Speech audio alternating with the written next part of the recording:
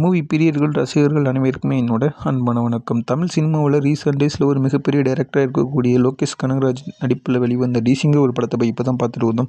படம் எப்படி இருக்குது, படத்தில் அனிருத்தோட பிஜிஎம் எப்படி இருக்குது, தேட்டரில் கேட்கும்போது எப்படி இருக்குங்கிற விஷயத்தெல்லாம் தான் இன்றைக்கி நம்ம வீடியோவில் பார்க்கலாம். இந்த ஒரு படத்தோட ஹீரோவாக லோகேஷ் கனகராஜ் தான் நடிச்சிருக்காரு. அவங்களுக்கு பேரை யார் நடிச்சிருக்காங்க அப்படின்னு பார்த்தீங்கன்னா, பாலிவுட் நடிகையாக இருக்கக்கூடிய வமிகா கம்பி அப்படிங்கிறவங்க தான் நடிச்சிருக்காங்க. இவங்க என்ன தான் இந்திய நடிகையாக இருந்தாலும் தமிழ் சினிமாவில் வந்து நடிக்கும்போது தமிழ் சினிமா நடிகை மாதிரியே அழகாக நடிச்சிருந்தாங்க. ஒரு டேரக்டராக தமிழ் சினிமாவில் பல வெற்றி படங்களை கொடுத்திருந்தாலும் இந்த ஒரு படத்தில் இவர் ஹீரோவாக அறிமுகம் தான் இருக்காரு. ஆனால் ஒரு அறிமுகமான ஒரு ஆக்டர் மாதிரி நடிக்காமல் நடிப்பை கரைச்சி குடித்த ஒருத்தர் மாதிரி நல்லாவே நடிச்சிருந்தார்.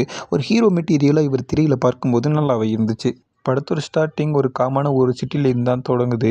இந்த ஒரு படத்தில் ஹீரோ பார்த்திங்கன்னா தன்னோட கடந்த கால வாழ்க்கையை மறைச்சிக்கிட்டு வாழ்கிறாரு. அதாவது பாட்ஷா படம் பார்த்துருப்பீங்கல்ல, பாட்ஷாங்கிற ஒரு அடையாளத்தை மறைச்சிட்டு மாணிக்கமாக வாழ்ந்துருப்பார்ல, அந்த மாதிரி தான் இவரும் வாழ்கிறாரு. ஆனால் அந்த ஒரு வாழ்க்கை இவருக்கு அப்படியே நீடிக்கலை. ஒரு சம்பவம் நடக்குது. அந்த ஒரு சம்பவத்திலேருந்து இவரோட வாழ்க்கை அப்படியே தலைகீழ மாறுது.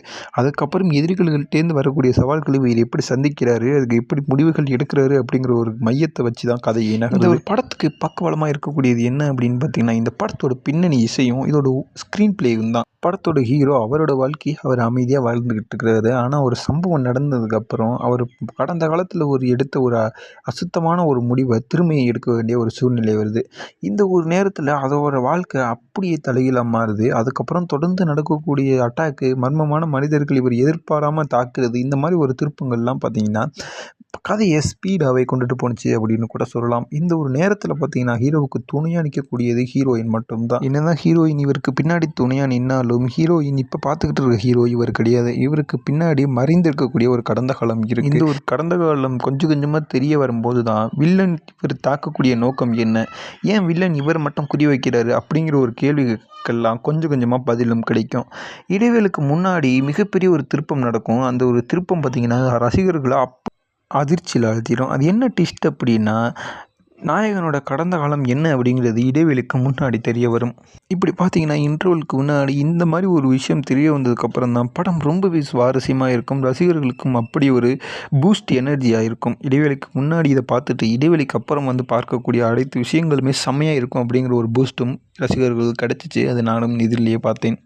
என்னதான் இப்படி ஒரு விஷயங்கள்லாம் படத்தில் நடந்துக்கிட்டு இருந்தாலும் நான் லோகேஷ் கனகராஜோட நடிப்பை நம்ம இதில் பார்த்தே ஆகணும். அப்படி ஒரு சூப்பரான ஒரு ஹீரோவாக நடிச்சிருப்பார். ஒரு ஆக்ஷன் ஹீரோ மாதிரியே அவ்வளோ அழகாக நடிச்சிருப்பார்.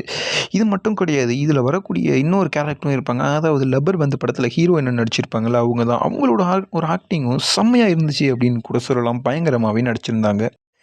என்னதான் இதுக்கப்புறம் ஹீரோவோட கடந்த காலம் தெரிஞ்சதுக்கப்புறம் ஒரு இன்டர்வலும் விடுறாங்க. இன்டர்வலுக்கு போயிட்டு வந்து செகண்ட் ஹாப்பில் வந்து உட்காரும்போது இதில் வரக்கூடிய ஆக்ஷன் காட்சி, இது அதுக்கப்புறம் கூடியது இதில் வரக்கூடிய உணர்ச்சி மிக்க காட்சிகள், அனிருத்தோட பேக்ரவுண்ட் ஸ்கோரு, இது எல்லாமே செம்மையாக இருந்துச்சு. இது எல்லாமே படத்துக்கு ஒரு அற்புதமான ஒரு வலுவை கொடுத்துச்சு அப்படின்னு கூட சொல்லலாம். இதுக்கப்புறம் கடைசியாக வில்லன் ஹீரோவோட கடந்த காலம் தெரிஞ்சு ஹீரோவை தாக்கிட்டு இருந்த ஒரு வில்லனை ஹீரோ தாக்குனாரா இல்லையா, கடைசியில் என்ன நடந்துச்சு, இவர் வந்து எப்படி வந்து ஹீரோ வந்து வில்லனை வந்து எதிர்க்கிறாரு, இவர் எப்படி வந்து கடைசியில் வில்லனை கொல்றாரு அப்படிங்கிறது தான் கதையோட இறுதியாகவும் இருந்துச்சு. இதுக்கப்புறம் இந்த ஒரு முடிவு பார்த்திங்கன்னா, கதையோட ஹீரோ எப்படி வில்லனை எதிர்கொள்கிறாரு, அவர் எதிர்கொள்கிறதுக்கு எடுக்கக்கூடிய முடிவுகள் என்ன, இது எல்லாமே தான் வந்து பார்த்திங்கன்னா கதையோட கிளைமாக்ஸ் சீனாக அமைஞ்சிச்சு.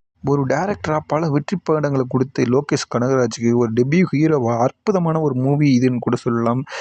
இதுக்கப்புறம் நீங்கள் வந்து இந்த மூவியை போய்ட்டு தேட்டரில் பார்க்கணுமா அப்படின்னு கேட்டிங்கன்னா மஸ்ட்டாக போய் பார்க்கக்கூடிய ஒரு மூவியாக இருக்கும் அப்படின்னு கூட சொல்லலாம். தேட்டர் ஃபீல் குட்டாக இருந்துச்சு. இந்த வீடியோ உங்களுக்கு பிடிச்சிருக்குன்னு நினைக்கிறேன். பிடிச்சிருந்தா லைக் பண்ணுங்கள், மறக்காம சேனலை சப்ஸ்கிரைப் பண்ணுங்கள்.